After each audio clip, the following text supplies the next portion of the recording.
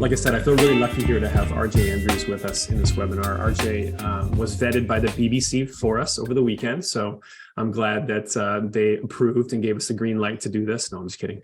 But he did get interviewed by the BBC this last weekend for his project that just went to press not that long ago here, and it's called the Information Graphic Visionaries. Now, this project is a really remarkable undertaking, and really there's nothing like it that I would say that I've seen here, and what it sets out to do, which RJ will tell us more about, is kind of shed new light on the work and the lives and the stories of three very fascinating and talented pioneers of the visual language of data. And so there's a book for each one of those three. So RJ is one of the best data storytellers that I know. What I love about RJ is he explores different creative modes of expression. If you go to his website, Info We Trust, you will see what I mean. In his works section, you'll see data shorts or small animated videos that he's put together to explain, for example, some statistical facts about the US National Park System.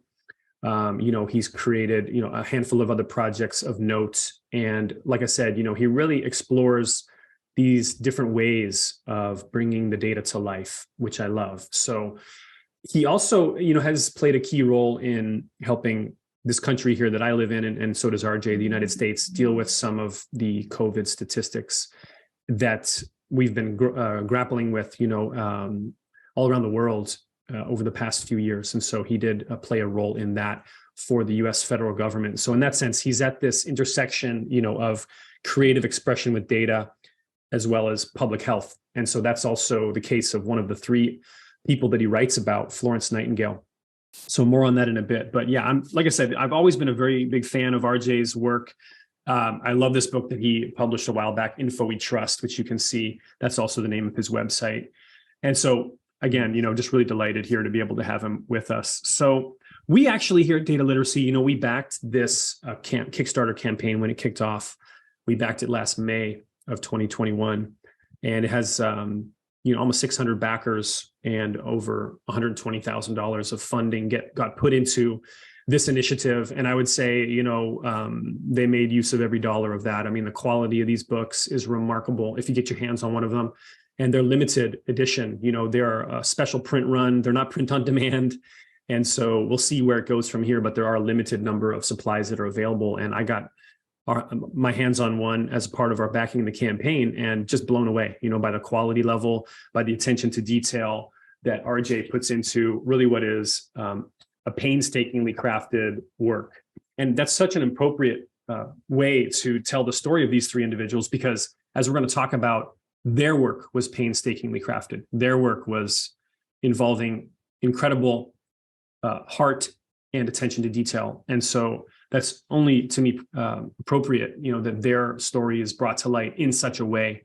So I just want to start off by saying thank you to RJ, for bringing these people back and dusting off their works and helping us understand them in a much deeper way. So with that, RJ, let me kind of just turn it over to you. I'm just curious to start off with, and by the way, just before I ask RJ my first question, for the folks here that are attending, here's how this works. We're going to give away one of each of the three books in this webinar. So the way that's going to work is submit your questions. So when you submit your questions, we're going to be able to see, and you can, I think, just use the chat or the Q&A. We'll take a look at both of them.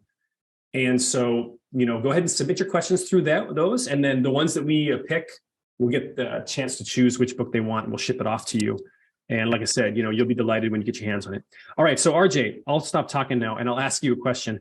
Why did you do this project? I mean, this is a labor of love, right? So why did you do it? And then why did you pick these three individuals to talk about their work?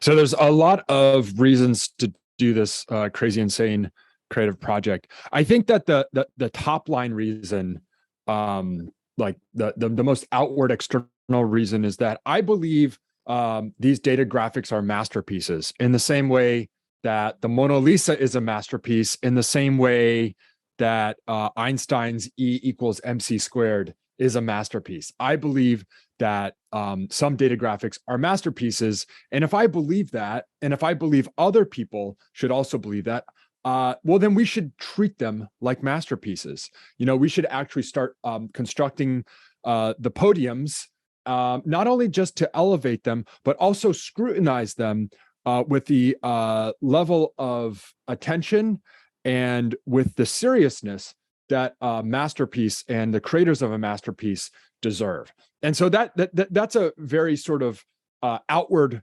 sort of motivation for pursuing this book series. Personally, there's a lot of mixed factors on what encouraged me to go create this. But I think that the number one, and I believe this will resonate with everybody in the audience, is that the pandemic was really, really sad and really, really lonely. And was it or is it? That maybe that sort of varies, depending on who you are and where you are. But certainly in early 2020, there was a lot of sorrow. I think, in all of our lives, and going through the pandemic, maybe 3 or 4 months in, I came to accept that this was going to be a multi-year affair. Mm-hmm. And I was working, with the country trying to fight the pandemic in a variety of ways. And that was important work, but it wasn't cheerful work. Mm-hmm. It was sad because I saw all the people dying, 4 or 5 weeks before they did.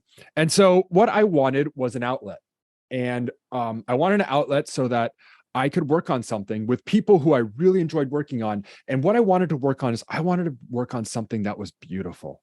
I wanted to come out of this pandemic having made something that was inspiring, that was cheerful, that was colorful, that was beautiful. If you, if we look at these books, they're over my shoulder right here. You can see that they're very, very, they're almost brash in the colorings. That's very intentional. The original design was not that, but we were in the depths of the pandemic. And me and our designer, Lorenzo, we talked about it. It's like, we are going to put as much joy as possible into the designs of these books, because we want to be able to have people all over the world. And now people in about 50 countries have received these books, and open up just like this package of pure delight. And so there's a lot of other kind of like details and references and inspiration points, but I would say the top line, like kind of outward motivation with this was this idea of honoring data graphics with the respect that they deserve, in a way that honestly I don't believe has been done. At least it hasn't been done in the last decade and a half, maybe 2 decades, in a way that I believe they deserve. And so to elevate the craft of data graphics with this incredible production quality. And then personally, I really wanted to come out of 2020, 2021, 2022, having made something that was joyful. Got it. Yeah, and you did that. I mean, and I noticed what you're saying now. I mean, when you're calling attention to it, it's the first time I really recognize that. Like the hardcover itself is fairly muted, right? Or at least using, colors that aren't very bold and brash. But then the cover is the cover. And so when I'm able to be with somebody in person, if you could hold that book up one more time, sure. Basically the cover design is sort of a metaphor for the series, in that we are paying attention to the historic graphic and honoring it. And that's a cloth bound printed hardcover with gold foil. It's very luxurious in terms of how it feels and its appearance.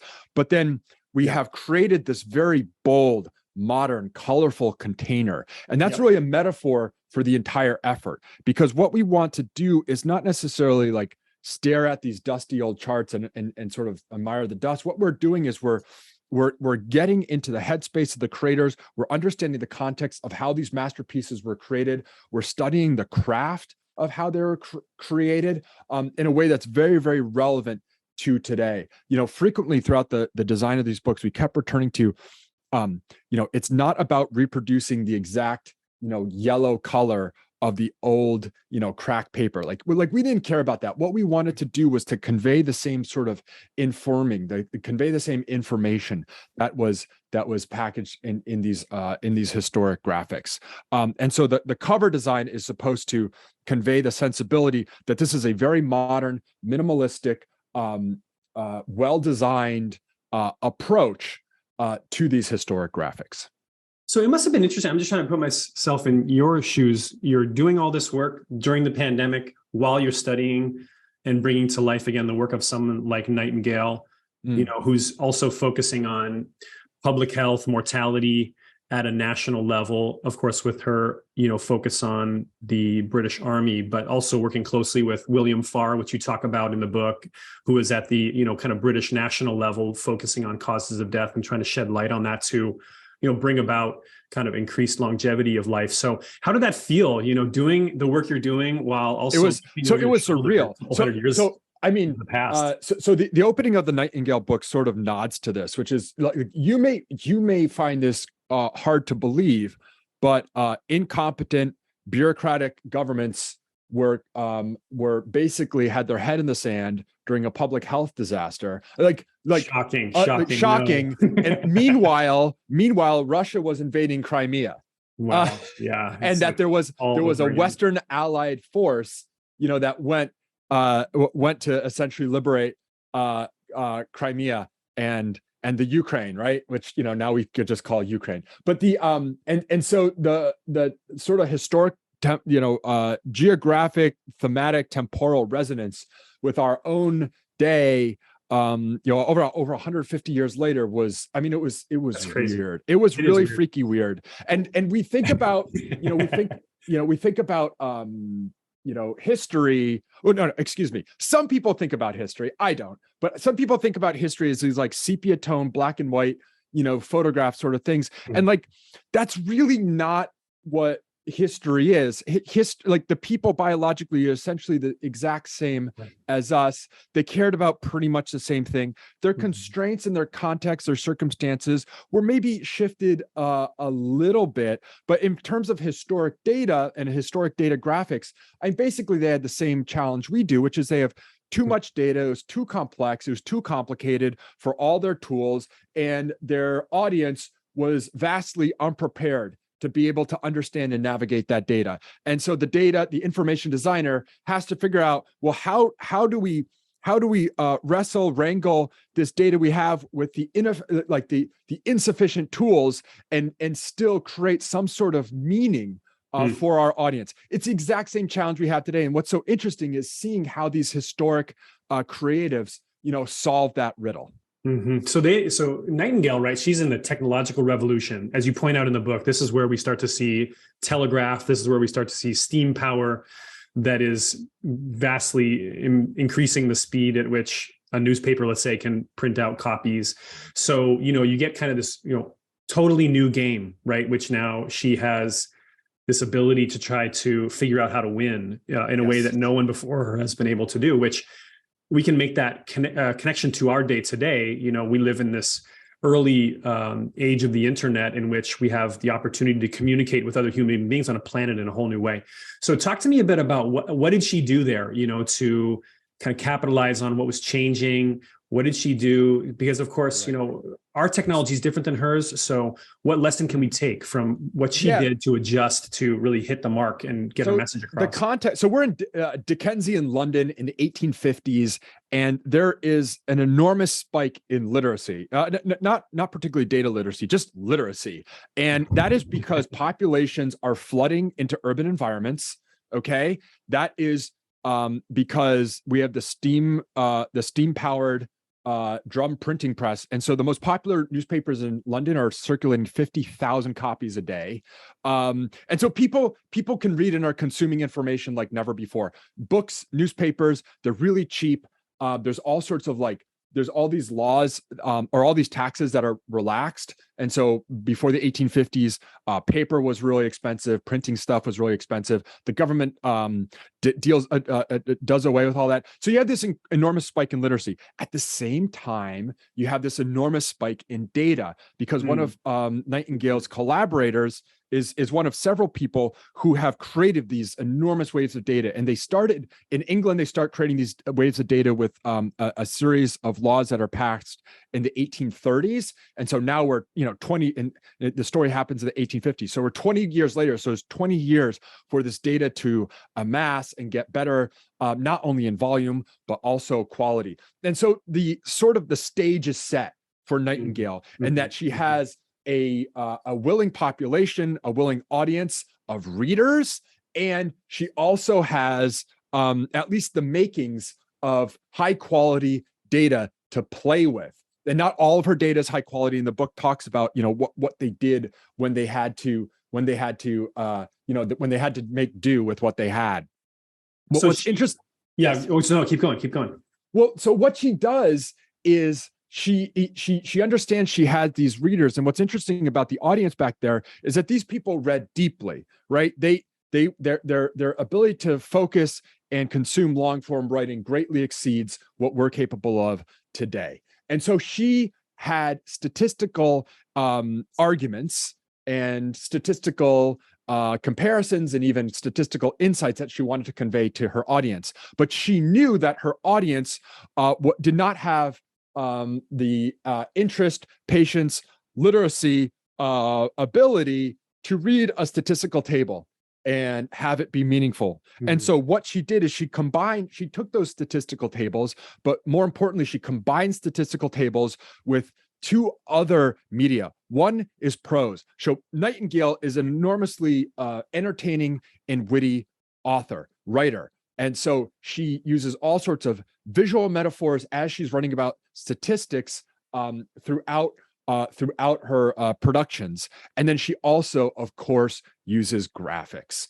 And these three elements, the statistical tables, her writing, and her graphics are all integrated. Today, when we see one of Nightingale's data graphics, we usually see it alone. We see it all by itself, in a PowerPoint presentation, and people say, look at the colors or something, minimal, and then they move on. And the way you're meant to consume her work is actually read the long form while also seeing the tables, and then bounce between the tables, the long form, and the data graphics. And if you do that, you're able to appreciate a consistent story, a comprehensive story. And so that is why we've completely reproduced her two major productions with data graphics in the second half of our volume. Because don't take my word for it. My essay will guide you through her story and give you all the necessary context to understand how and why. But I don't want you just to read pull quotes from Nightingale. I want you to actually understand what she put together. So just for the folks that are in the webinar, I put in the chat a link to a blog post that RJ wrote for us on our site last week, the week before that, which showcases exactly what he just described. In other words, her use of prose and words to help people understand a statistic. And I love the way we see her data storytelling capabilities come out here, in the fact that she is continually reframing a number to help people see it from a few different vantage points in order to get a more in-depth understanding about it. So be sure to read that. And it's in the book too, on page 64 of his essay at the beginning of the Nightingale book. So, I love that because, it's showing that she's a multifaceted data storyteller. She doesn't just create and sponsor the creation of great data graphics. She also is taking numbers and statistics and putting them and explaining them in a way that really brings them to light, helps people see them from a few different angles. Those are huge lessons we can apply and learn today. The other one being that you call out in the book that she, didn't ever lose sight. I love this quote that you have here, that she was very focused and never lost sight of the common soldier's experience. And you call that the human datum to her data. So in other words, bringing the human angle, we talk about that in our training as, this human angle to the story, the human side of the coin, really, the data side, the human side, putting those together. So talk a bit about that. I mean, she was in a situation here where she could literally watch these people die, that she is putting the tables of statistics together about them, right? you were using the statistics about COVID, but maybe not necessarily in the hospital at the time. Talk about that. How did that affect her? How did that affect kind of what? Yeah. So Nightingale's official biographer, her first biographer, who and and that biography came out over 100 years ago, nicknamed her the passionate statistician, and that's one of her nicknames, is the passionate statistician, and that's because she could always see the suffering of the individual in a dry column of numerals. And she the prime motivation for Nightingale's entire statistical campaign was that she served in the war, running the nurses across an entire hospital network. So she worked as a nurse administrator across this military hospital network. And she saw all the suffering, and it was a complete horror show. It's detailed in the book, but imagine rows of patients laying on the floor with only 18 inches between them. There's amputations being conducted one after another, without, like, in place. Like, they don't take them to an operating theater, like just like where you're laying on the floor. They don't put any screens up. They're not using anesthesia. There's one bedpan shared between every 40 patients with dysentery. Everything is crawling with lice and vermin. There's blood everywhere. There's shit everywhere. It is absolute. I mean, it is hell. It is freezing cold. They don't have enough food. They don't have warm clothes. It is. She just described it as hell, didn't she? Yeah, it is a complete disaster. And she witnesses tens of thousands of people die, basically needlessly. So this experience of hers motivates her. Today, we can think about maybe human-centered design or design thinking, where if you're approaching some sort of systems level solutioneering, you still want to go and have a one-to-one experience, a real human experience, so that you understand at least a little bit and you have some real human reference point to your work for what's happening. Now, you brought up the pandemic. My wife was a COVID doc. And so I had this kind of eye in the sky, looking at this national data set or national data sets. And for example, I was looking when remdesivir was being rolled out and tested as a therapeutic with patients. I could see sort of everywhere remdesivir was being used, or how much remdesivir was being used at the time. And, the early days, it was, counted in the hundreds, right? And I remember driving my wife to the hospital in those early days, and one of her patients was on remdesivir. One of her patients was like one of the little dots on my chart, basically. And so I didn't have the personal experience. I didn't go to the hospital and treat the patient. So my experience was nowhere near as intense as Nightingale's, but I did have a bit of a personal resonance with the situation. That must have made fascinating, dinner time discussions with you and your wife, seeing this pandemic like from those two extremes. The bird's eye view, and then of course right there on the ground at that very individual level, the data and the datum kind of put together at the dinner table. What were those conversations like? It was definitely, it was exhausting.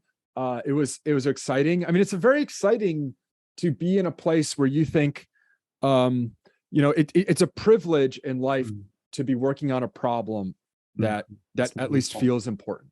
Yeah, it really is. And I know I think, really anybody, if you're involved and able to match your talents to a worthwhile problem, I mean, for me, that's when I feel most alive, in some sense. And so at least professionally. So absolutely. And, I'm glad that you were commissioned to help out in that way with the White House. And so, thank you on behalf of everyone for doing that work and putting together those insights that helped do so much. Can't even begin to say how much appreciative I am there. I mean, one thing that I've thought of many times is I really wish that Hans Rosling was alive and didn't pass away shortly before the pandemic, because he was such a great data storyteller and he helped people understand. So And the reason why I say that, and that's hit me a couple times, because I didn't really feel like, I don't know what you think, RJ, but I didn't feel like during the pandemic there was necessarily a lot of cohesion around the data. There was a lot of disagreement about the data. There was a lot of polarization around the data. And so to read Nightingale's story that you have laid out in so much detail, for me, was fascinating because it shows the political wranglings and disputations between her, for example, and John Hall, who I believe was like the chief medical officer of the army or something of that nature. But the point is, she had her foil, she had her foes, she had people that, and she was concerned, and you bring this out in the essay, that they were going to use data in a way that was going to be illegitimate, or certainly a disinformation campaign kind of a thing. It was just fascinating to read that and just feel like, with all of our technology all around us, from a human point of view, we're still in that same boat in a way. So talk to me a bit about that and your perspective around using data to tell angles of a truth. And I know that, I kind of pull out this quote from Nightingale. She said, "But truth is truth, and I shall tell it." So talk a bit about that in relationship to what you see when people get into arguments and they start to jockey and then get political about it. Yeah, so I similar to today, a lot of the military data Nightingale had to work with was a mess, and so she had this perspective that there's, imagine a soldier who goes on a journey. So he gets sick in the battlefield, he gets put on a transport ship, taken to a hospital, admitted to a hospital, unfortunately dies, and leaves a hospital and is buried. And so there are 5 or 6 like opportunities along that story for that soldier to be recorded.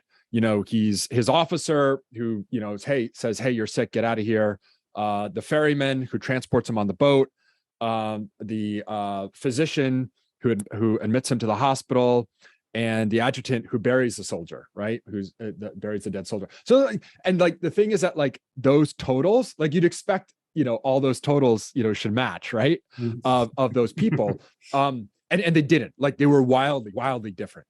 And so there was a little bit of chaos in the data, like there always is in live data in some sense. And for official kind of blessed data to appear, you often have to wait just too long for it to be really useful. And so you have to work with what you got, but what you got, if it's a little chaotic, it presents opportunities for people to sort of highlight one aspect of the data or another. And so one of the ways that Nightingale deals with this, and it's not just Nightingale, but her team, her circle, is that there's maybe 20 things that you could do and lessons learned to preserve life.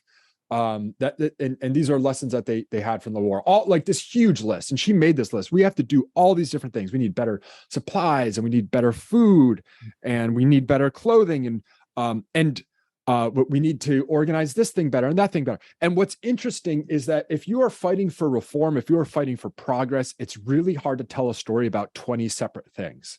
It's really hard to focus an audience's attention. It's hard to build a campaign around 20 separate things. And so what they do as storytellers, as campaigners, as advocates, is they train their audience's attention very narrowly. They focus their audience's attention, particularly to sanitary reform.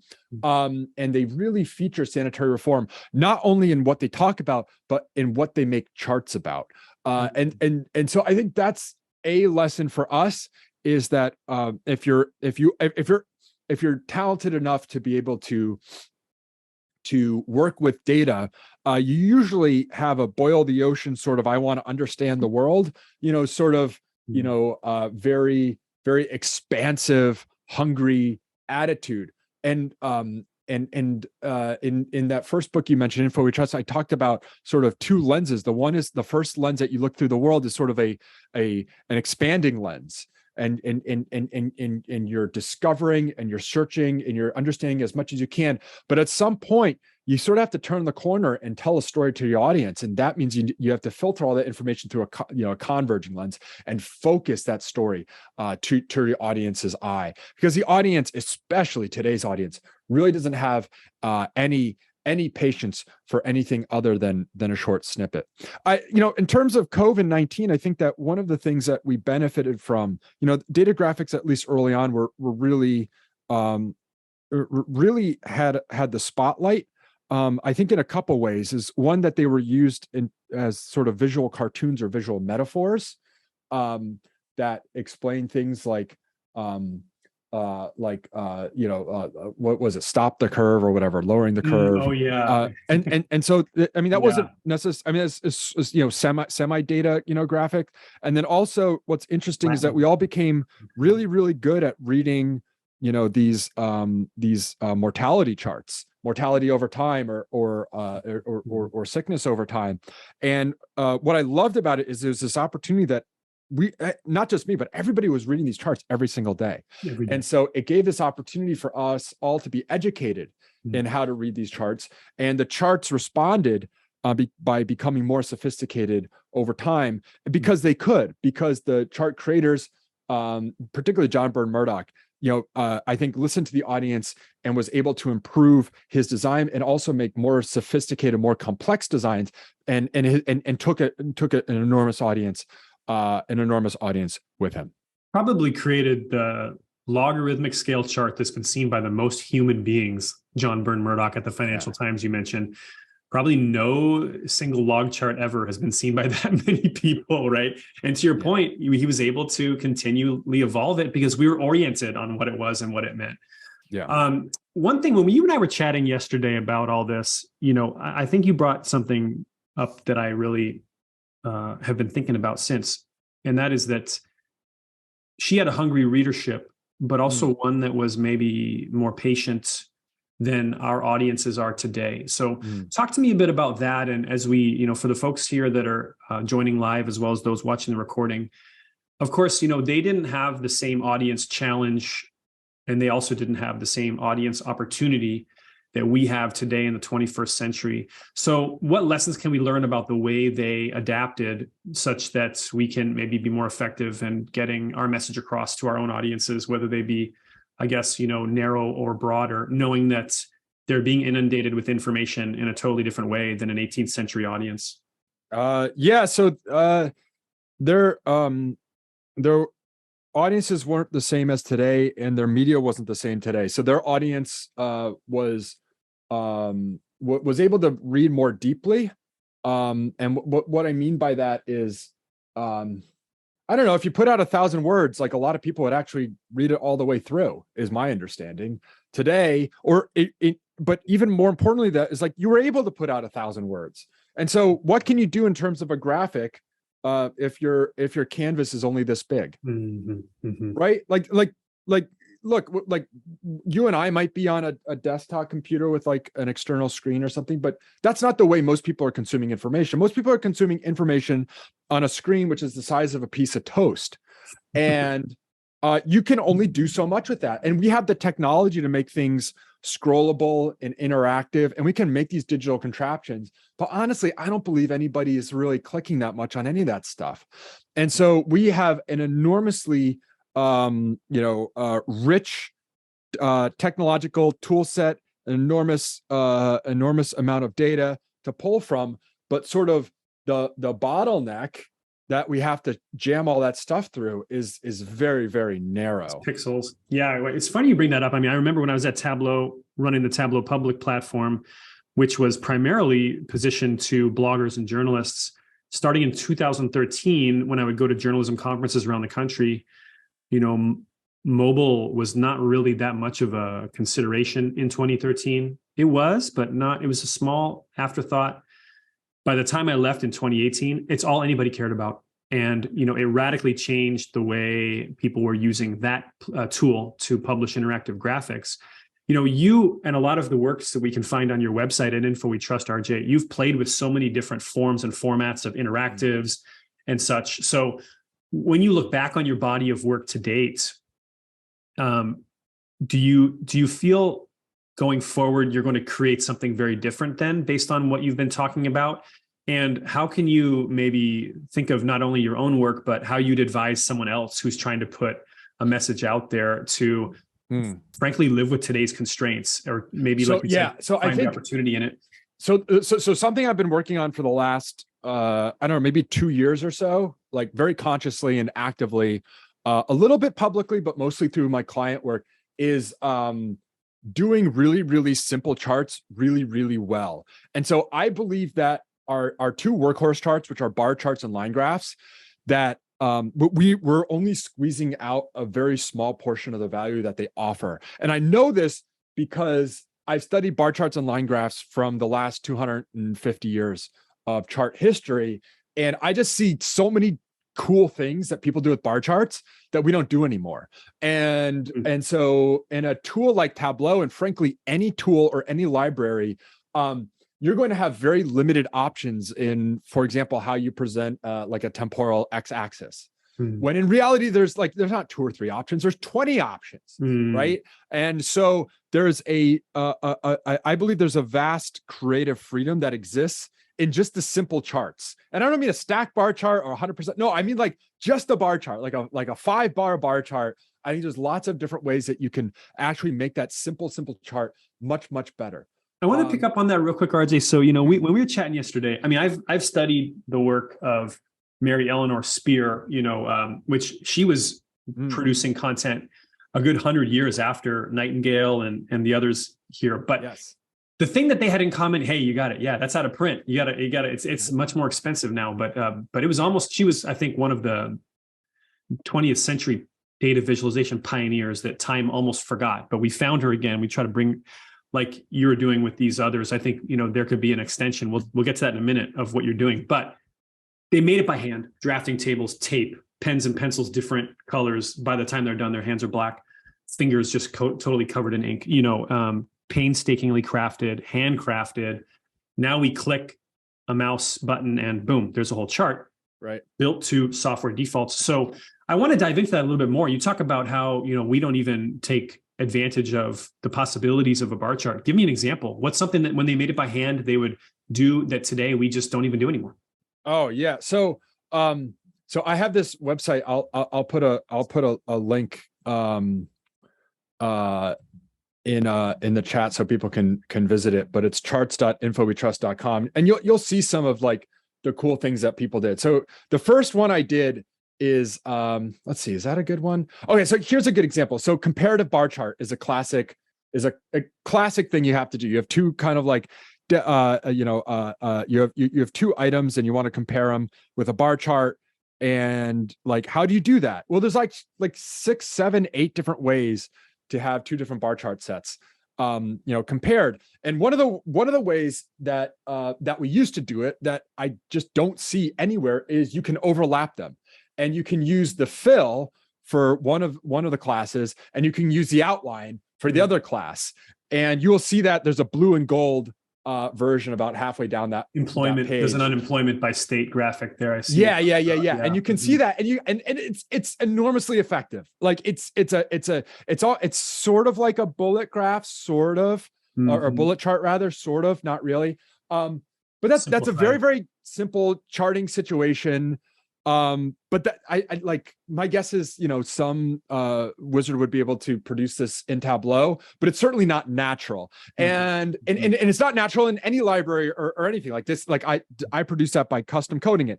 And so the technology is great because it helps us go very, very quickly, but only in certain directions. And so if you're making things by hand, what I like about making things by hand is that the cost of doing something different isn't that much higher. When you're dealing with the computer, the digital computer, then what you're faced with is doing something different is very expensive relative to just going in the deep groove of the default. And so that creates an opportunity to maybe do something a little bit different, because then what you're going to do is maybe it's a little weird, and it can help. It can help catch attention. And the other nice thing about working manually is that for very, very talented coders, I believe that the brain digital computer linkage is very, very tight. I don't consider myself that tight. And for me, and I believe for most people, the tightest link between the brain and the outside world is paper and pencil. Like there's just there's just no barrier. It's all the pencil is almost an extension of yourself.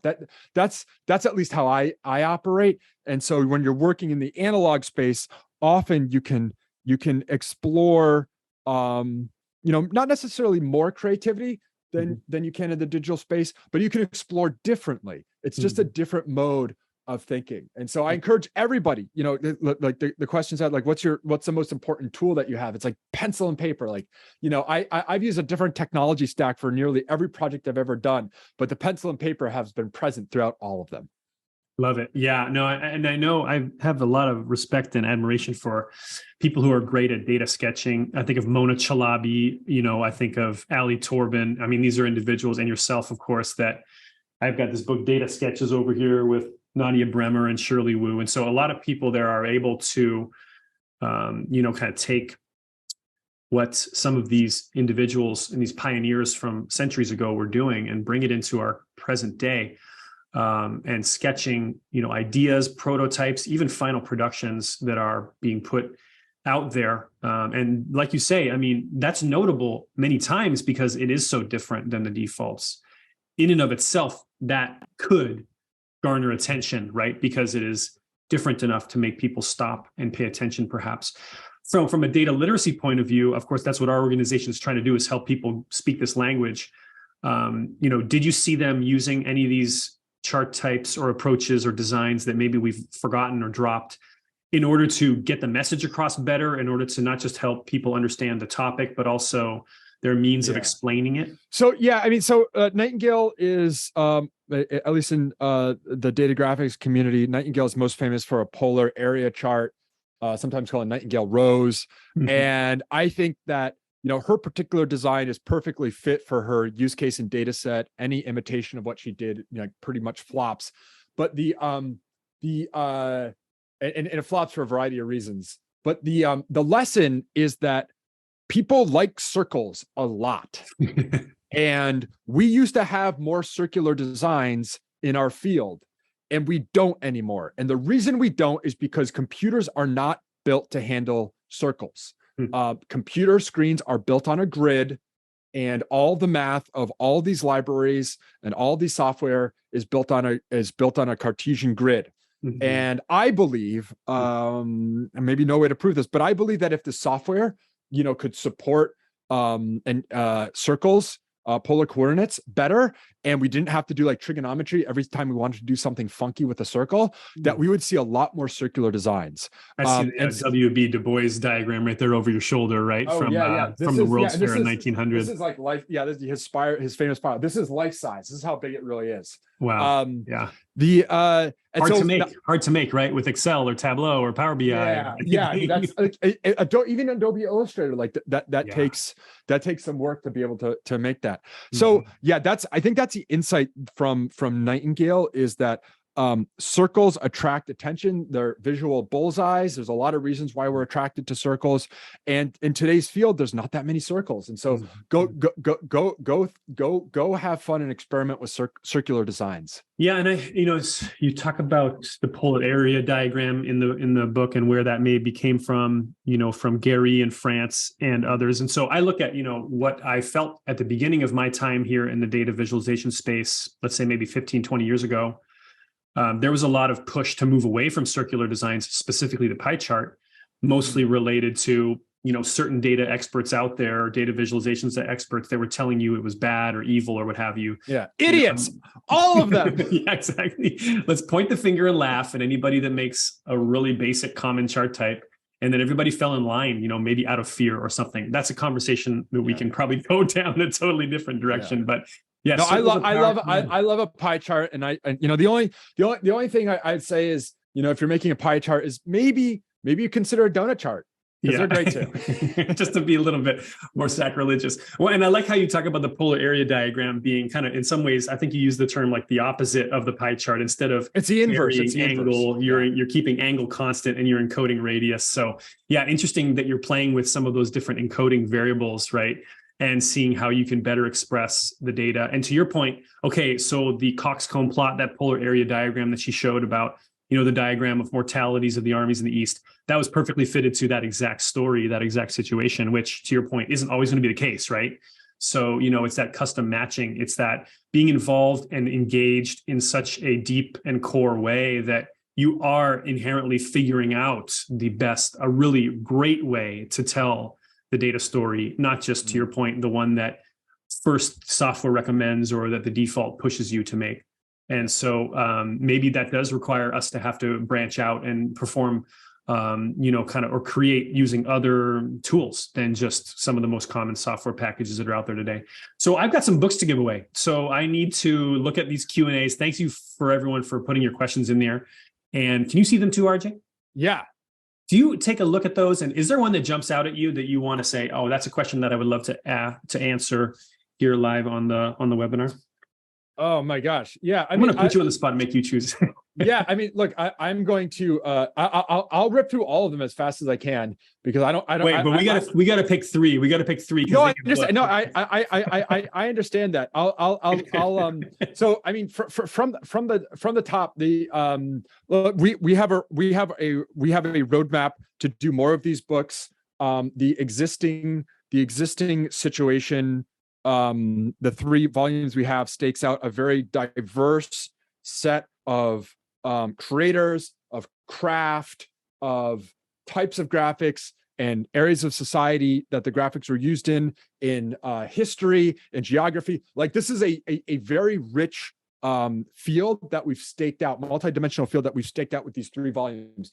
And the next volumes, what I want to do with those is actually push the boundary and get even a little bit more wilder, a little bit more diverse, a little bit broader. And we have some spectacular graphics. But my focus today isn't producing that next book. My focus today is selling out this first print series because we have to sell this out before we can even consider doing the next one. These are enormously high production value. I mean, these are the most beautiful data graphics books that have been produced in literally decades. And so we have to sell these out so that we can even afford to consider the next round.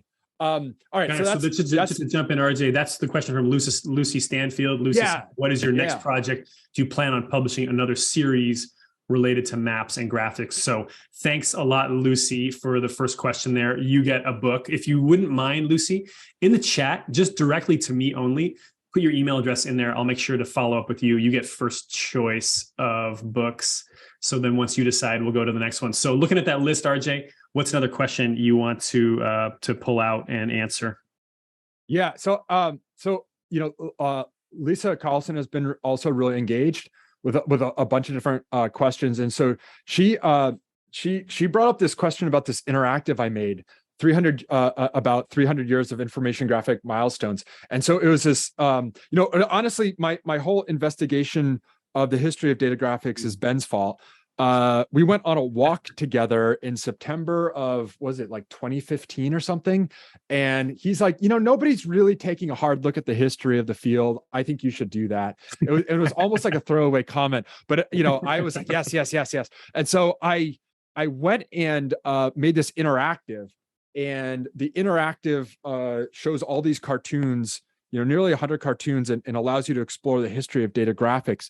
And, obviously, years later, there's things that aren't on there that should be. There's things that are on there that maybe shouldn't be. The most interesting part of that interactive is that I didn't realize it at the time, but it sort of became a shopping list for me. So since I built that interactive, I've actually collected, like several dozen of those charts that are on that. Like, these are the most important milestones in the field of data graphics, and so I think like that's sort of like the it's sort of like the interesting, like the process of creating that exposed me to the history, and then soon it became like, wait a second, it like I had to do all this work to figure out what these things were. Yeah. And that means nobody else knows what they were, which means, you can actually go buy this stuff. So this is your, so by the way, for the folks on the webinar and for those in the recording, we'll put it in the description. I put the link in the chat. It's for RJ's map of firsts interactive.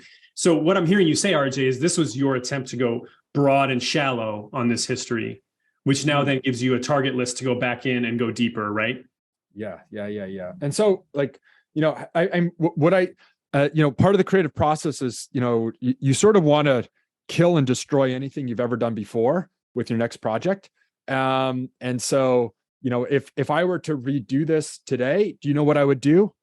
I would go incredibly deep into a single creator and produce a very high production value book series about each one of these charts. I wouldn't do this very high shallow look. Like in some sense, I am recreating that beautiful interactive, and I'm doing it in a way that is several orders of magnitude more intense. So actually go through it more piecemeal and a deeper way than attempting to.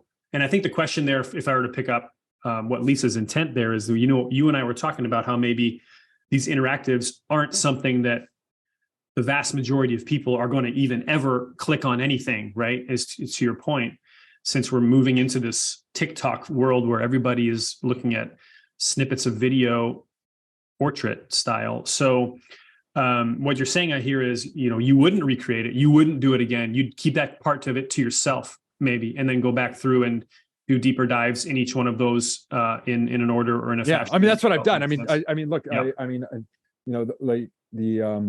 the charts that the charts that are in the books are on that interactive, and so I believe that's what's necessary. Is like, we don't need a superficial kind of drive by. Like, we actually have to get into the guts and understand this stuff. We have to understand not why it was made, how it was made, the circumstances, because that's what I'm interested in. I'm interested in solving information problems, and so I'm interested in learning how other people have solved information problems. You can't really get that understanding with a superficial drive-by sort of attitude.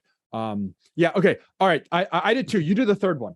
Okay, yeah. So Lisa, you get the second choice of books. I think that I got to pick up on Judy Eckert's question here. What are a few key tips on starting to take a complex story and make it into a simple visualization? So when you think about not just Nightingale, but Willard and Murray and the way they took these messy data sets, complex topics, politically sensitive topics, people with totally different perspectives, trying to tell a story. How do you do that? And how do you break it down from your point of view, RJ? I think visually, when I'm working on a project with others, I will sort of let them know I don't really have a mental picture yet of what this is. I'm not seeing anything yet in my mind's eye. And so I'm ingesting information, and sometimes actually, creating visualization, through like an EDA sort of way. But I'm trying to figure out what is this? What's this story? And I'm developing, I exercise my mind's eye all the time. I'm always envisioning things. That's what it means to be a visionary, right? You can see things that others can't. And for some reason you turn the corner and you say, you know what, this thing that's in my head is so powerful. I have to produce it in a way so that other people can see it. And so I sort of try to spend enough time, and then maybe spend a little time away to let that vision develop. And I think that's the first step. And then maybe the second step is you have to realize that usually our modern audiences can't really grapple with something that's intensely complex. And so you can go through an exercise okay, if this is a short headline, if this is a BuzzFeed article, what's the big takeaway? And if somebody's going to share this, if they're going to say, I read this thing and it's this, what would they say? And so you try to sort of leapfrog into how would this be talked about? And then that sort of maybe becomes your title or your object of focus, how you sort of you train your audience's attention. But it's not easy. I mean, usually what happens is that I think that something is insanely compelling to me, and I think is very, very important. And then I'll put it out into the world and nobody will care. Right. And then I'll put out something maybe, droll or rote, and I'll be shocked by the response to it. And so I think that the thing is, you can't really plan for success. All you can do is just show up and do the work, and don't be too precious about it. Just show up, do the work, try to do a good job, and just keep going. Just keep iterating. Keep iterating on projects, but keep iterating through your career. Keep doing lots and lots of projects, doing lots and lots of work. None of these iconic data graphics were created by people who's like, I'm going to make a famous data graphic. Right? Like that's not how they, like they all arrived because these people were working very intensely with their data. They were really engaged and they were trying to do something that mattered, immediately. But they didn't know exactly, how much they're doing. So yeah, I think it's like, it's hard, but it's necessary. Don't be too precious about it. Just go do the thing. So spend time in it, spend time away from it. So you're a believer that your brain will process things when you're doing other things. Yeah, that's a classic creative thing. It's like you sort of want to load up your working memory, and then take a little distance, not too much, something like a few hours or maybe even a couple days. But that way, when you're doing something else, like doing the dishes or something, your brain will make the connection for you, sort of subconsciously.